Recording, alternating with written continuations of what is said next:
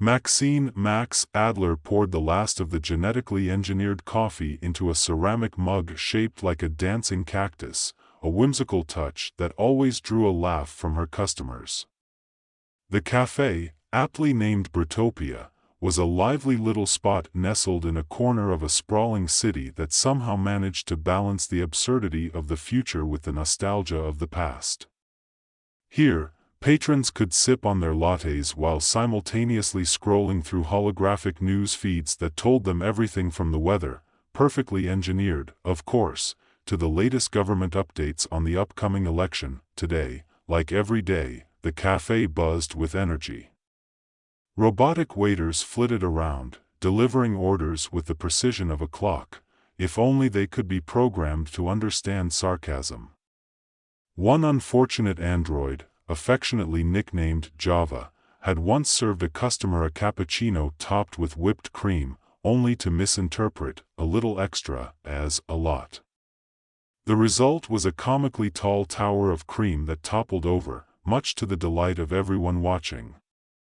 Max stifled a giggle as she recalled the scene, her mind weaving through the tapestry of daily absurdities that kept her life amusing. Max herself was a curious blend of chaos and creativity.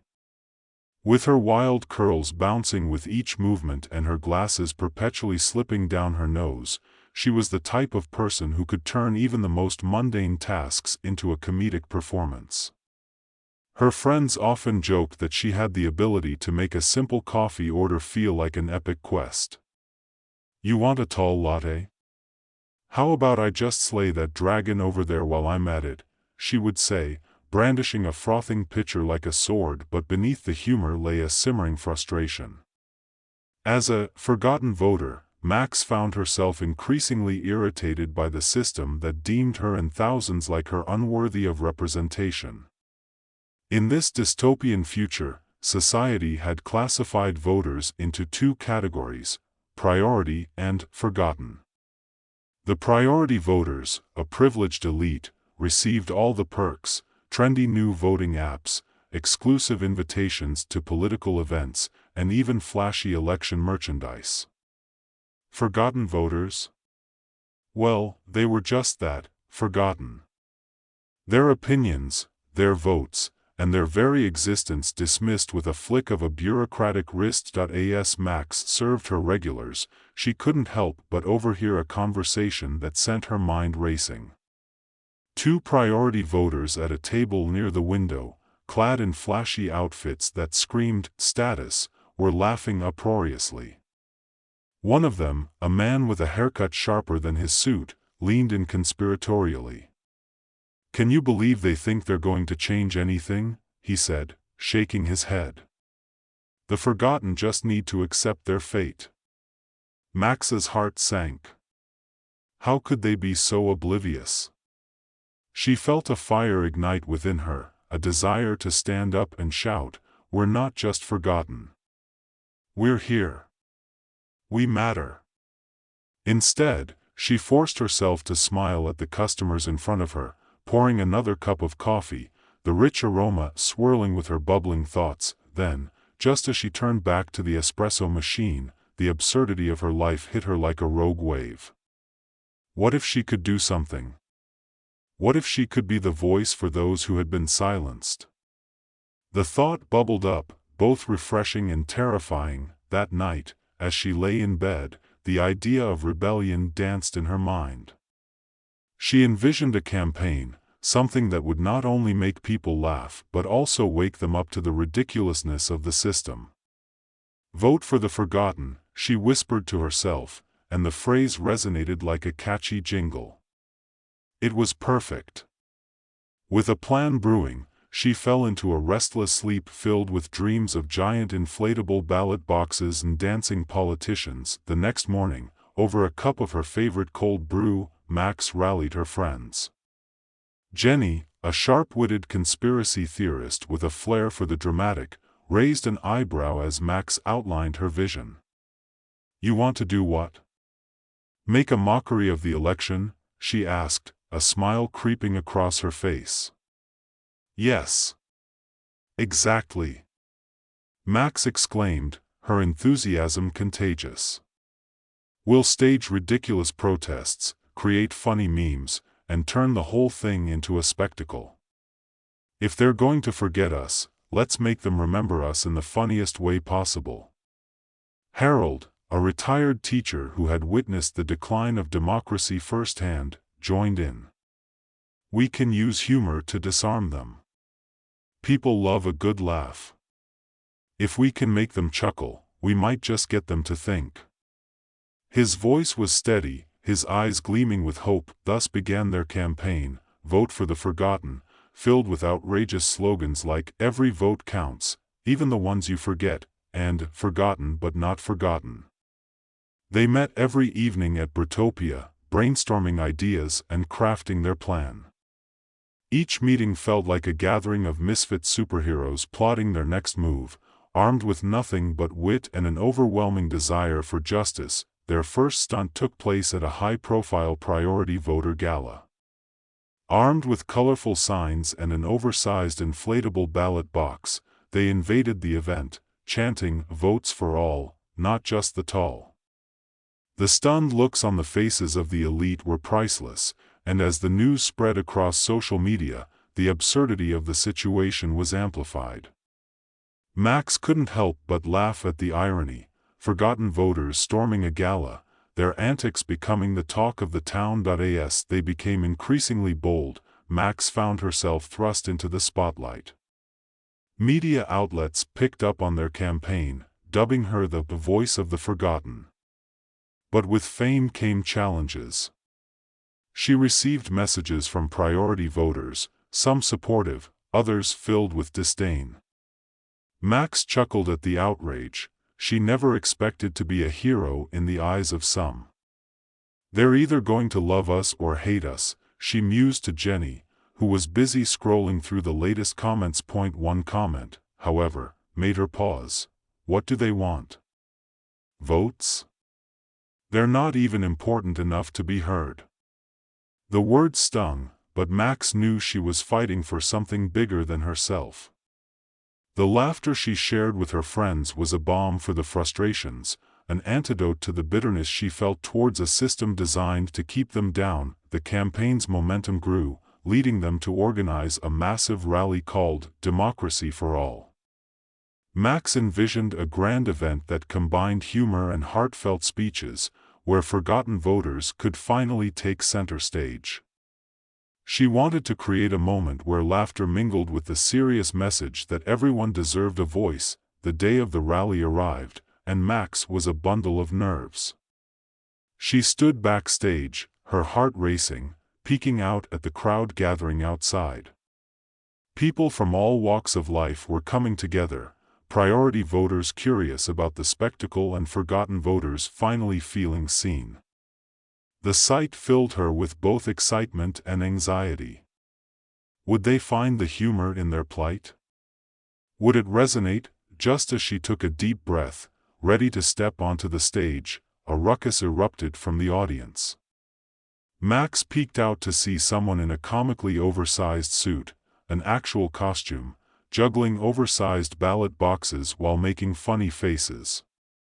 The crowd roared with laughter, and in that moment, Max felt her fears dissipate. This was it, they were ready to make a statement. As she stepped onto the stage, she felt the energy in the air. "Ladies and gentlemen, priority and forgotten alike, welcome to the most entertaining political rally you'll ever witness," she shouted, her voice ringing with enthusiasm. The crowd erupted in cheers and laughter, and Max knew they were in for something special. Max shared her journey, interspersing her speech with humor. "You know, when they told me I was a forgotten voter, I thought, at least I'll never have to wait in line at the polls again." The audience erupted into laughter, and she continued, drawing them into her vision of a future where every vote mattered, regardless of social status. But just as the rally was hitting its peak, chaos ensued. An overzealous volunteer accidentally set off a confetti cannon meant for later in the event, showering everyone in sparkles and laughter. And then, as if in response to the mayhem, a spontaneous dance-off broke out between priority and forgotten voters. Max couldn't believe her eyes. It was a beautiful mess of laughter, music, and camaraderie. In that moment, she realized that humor was indeed a powerful tool. It could bridge gaps, make people question their beliefs, and unite them in the most unexpected ways. The rally became a symbol of hope, a turning point in their fight for recognition. As the sun began to set, casting a warm glow over the crowd, Max stood at the forefront, her heart full. The laughter, the joy, it was all worth it. They might be forgotten voters, but today, they were unforgettable. As the sun dipped lower in the sky, the rally turned into a vibrant celebration, a kaleidoscope of laughter and music blending with the spirited chaos of dancing bodies. Max looked out at the crowd, her heart swelling with pride and joy. People of all backgrounds were mingling, their previous divisions forgotten, united by the absurdity of it all. "Hey, Max!" Jenny called, breaking her reverie. She was flanked by Harold and a few others from their team, all sporting homemade "Vote for the Forgotten" T-shirts that had been decorated with glitter and mischief. "You've got to see this." Max followed Jenny through the crowd, her curiosity piqued. As they rounded a makeshift stage, she spotted a group of priority voters trying, and failing, miserably at learning a popular dance. They were a spectacle, stumbling and laughing as they flailed their limbs, clearly more accustomed to boardrooms than dance floors. "It was ridiculous and heartwarming all at once, looks like they're having more fun than at their gala," Max quipped, and the group erupted in laughter. The scene felt surreal, a vivid tapestry of color and sound, a protest-turned-celebration that captured the spirit of their campaign. The music shifted to a more upbeat tune, and without thinking, Max jumped into the fray. She joined the priority voters, adding her own goofy moves to the mix, and soon found herself laughing so hard she could barely keep up. In that moment, the walls that had long separated them crumbled, and it felt as if they were all just people, sharing a fleeting moment of joy. As the night progressed, Max stepped away for a moment to catch her breath. She leaned against a nearby wall, watching the crowd with a mixture of disbelief and gratitude. This was what she had fought for, a community, a chance to be heard, and a reminder that no matter how forgotten they might feel, they were part of something larger. Suddenly, a figure approached her, breaking her reverie. It was a young woman, probably in her 20s, with bright pink hair and an infectious smile. "Hey! I just wanted to say how amazing this is," she said, her voice filled with excitement. "I never thought I'd see priority voters actually engaging with us like this. It's like a scene from a movie." Max grinned, her heart warming at the sentiment. "Right? Who knew that laughter could be such a powerful unifier?" "I'm Sophia," the woman introduced herself, extending her hand. "I've been a forgotten voter for as long as I can remember, but today feels different. It's like we're finally being seen." "Exactly. We're not just numbers anymore." Max clasped Sophia's hand enthusiastically. "We're real people, with real voices. This is just the beginning." As they talked, Max felt a wave of hope wash over her. Here was another person who understood the struggle, who had felt the weight of being disregarded. "We should keep this momentum going," Max suggested. "What if we organized more events, more ways to reach out to others who feel forgotten?" Sophia's eyes lit up. "Yes. And we could use social media to share our stories, our successes. Make it clear that we're not going anywhere." The two of them spent the next hour brainstorming ideas, and the energy surrounding them felt electric. Their enthusiasm was contagious, drawing others into their conversation.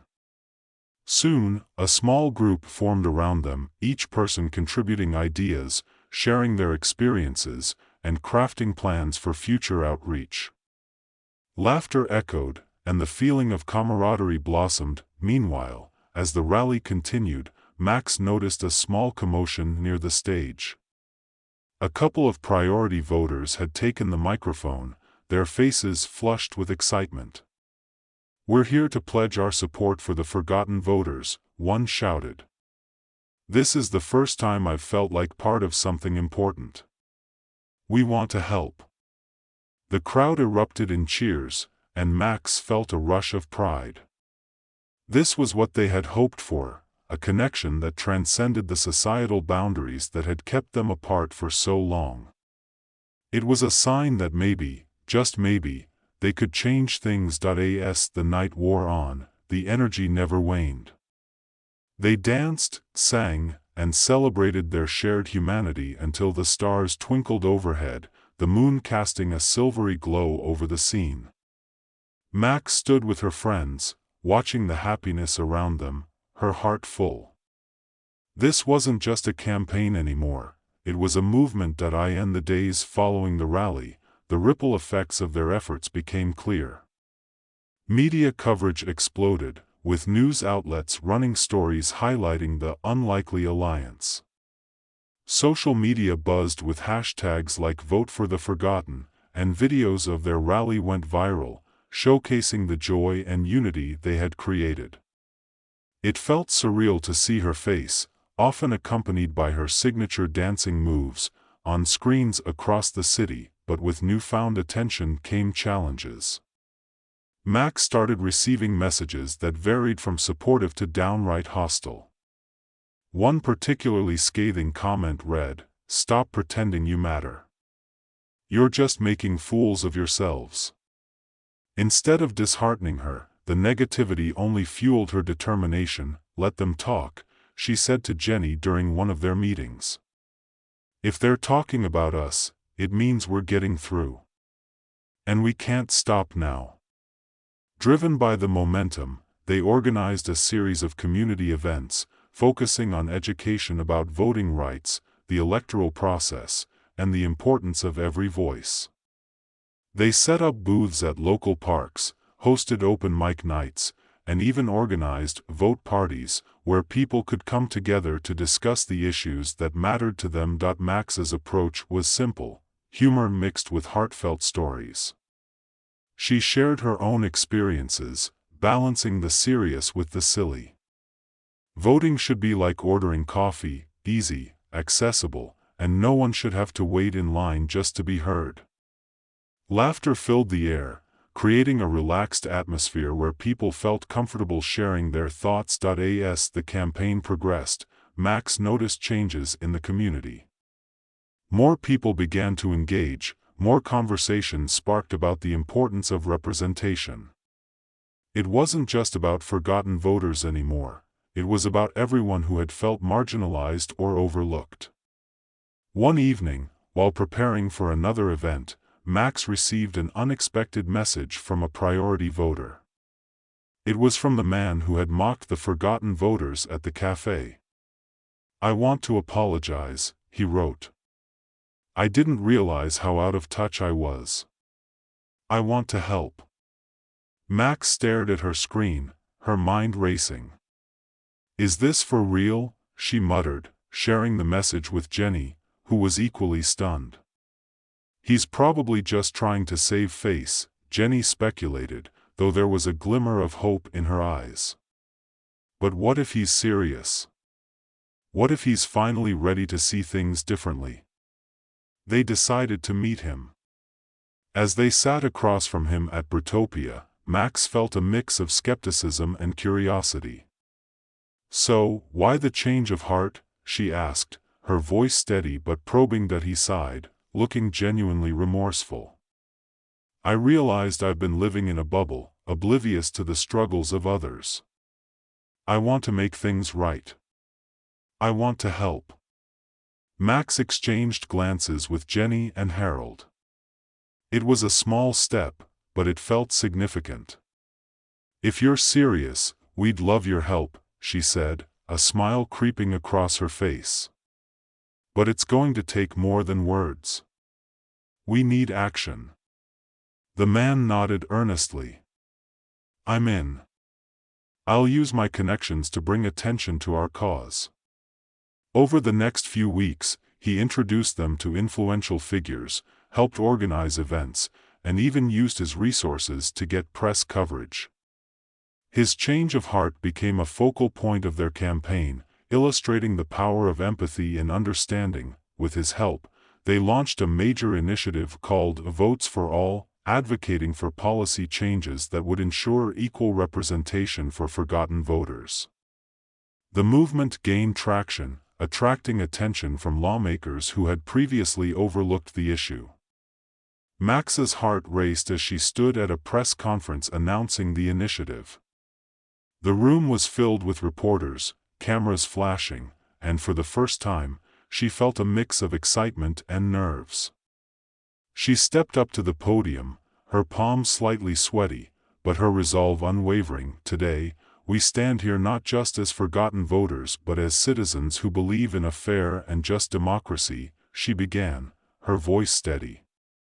We are here to remind everyone that every voice matters, regardless of status or privilege. It's time for change, and we will be heard. Cheers erupted from the gathered supporters, and as she glanced out into the audience, she saw familiar faces, friends, allies, and even some of those who had once dismissed her. This was their moment, and they were seizing it. The following weeks were a whirlwind of activity.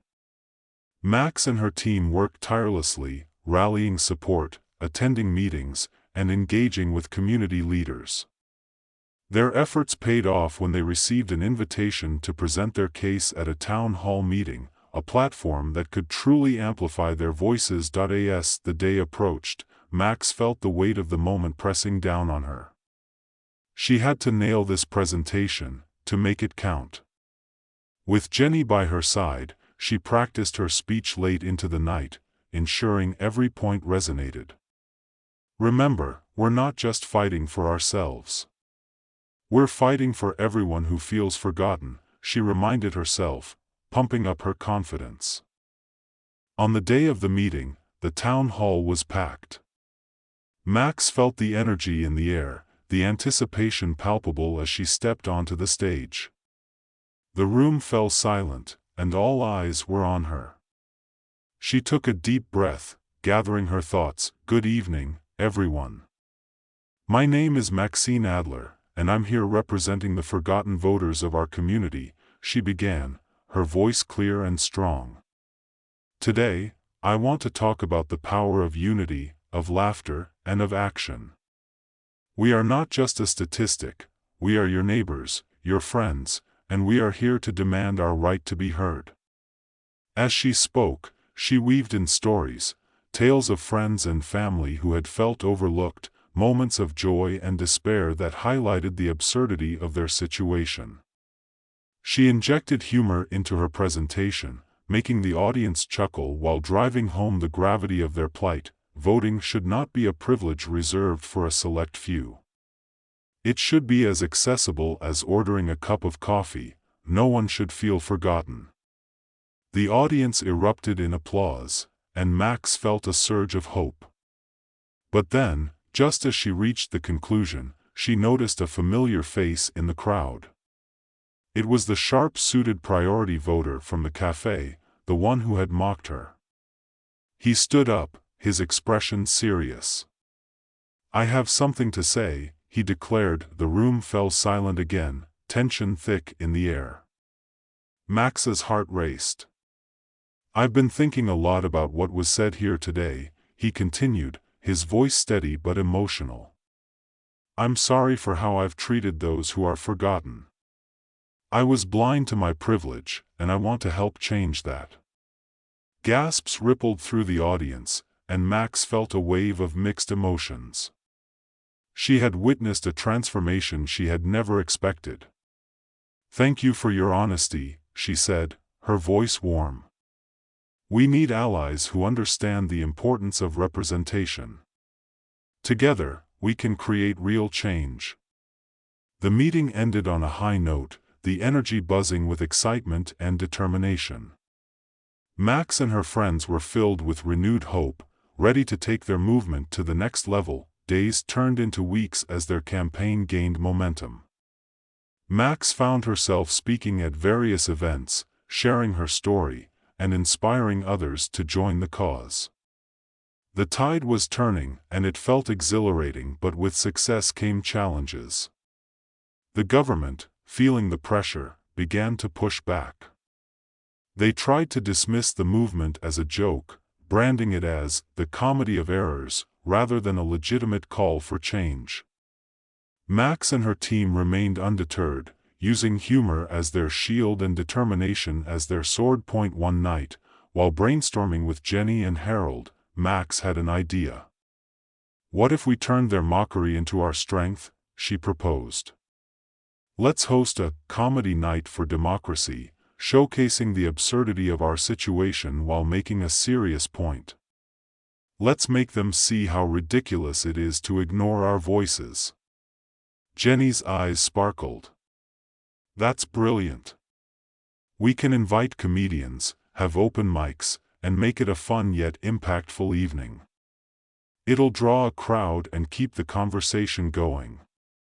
They rallied their community, and soon the event was set. The night arrived, and the venue was packed with people eager to laugh and support the cause. Mechs took the stage, her heart pounding with anticipation.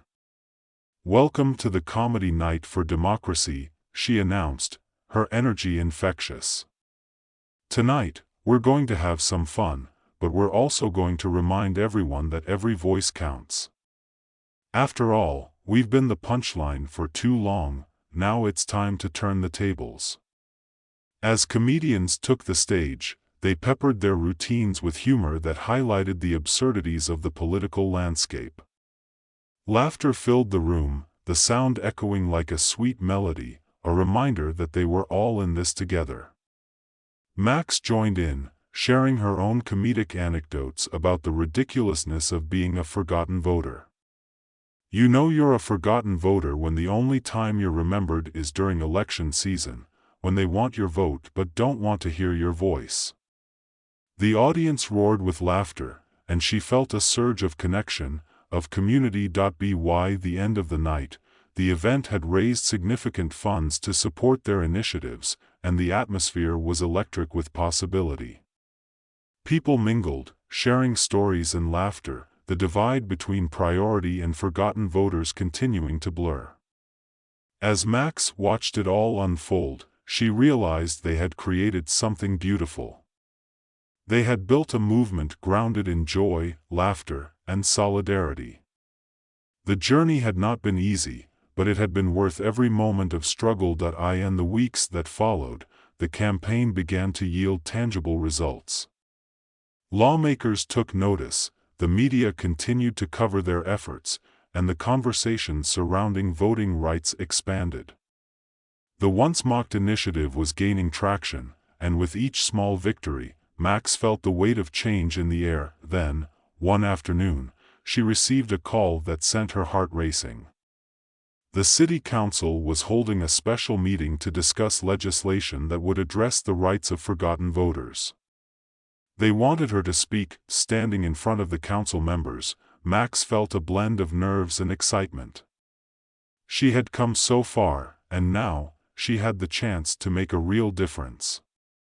As she spoke, her voice steady and confident, she could see the impact of her words on the faces of those listening. "This isn't just about policy," she said, her passion evident. "This is about people, our friends, our families. Everyone deserves to be heard. It's time to end the silence and recognize that we all matter." When she finished, the room erupted in applause. For the first time, Mechs felt the weight of possibility resting on her shoulders.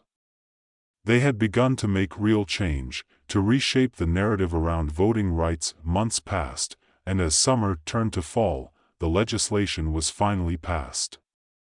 Mechs stood in front of a crowd once again, this time celebrating a victory that felt hard-earned and transformative. The forgotten voters had been given a voice, a seat at the table, and a reminder that they were never truly forgotten. As the cheers echoed around her, Max couldn't help but think back to that day at Britopia when she first envisioned a campaign for the forgotten. Who would have thought that a little humor and a lot of heart could spark such a movement? The journey had not been without its challenges, but every moment of laughter, every tear of frustration, and every step forward had led to this. Max knew that while this chapter had come to a close, the fight for equality and representation would continue. With her friends by her side and a community that had transformed, she felt ready to face whatever came next. "Here's to the future," she declared, raising her coffee cup in a toast. "To every voice that matters, to every laugh that unites us, and to the power of change."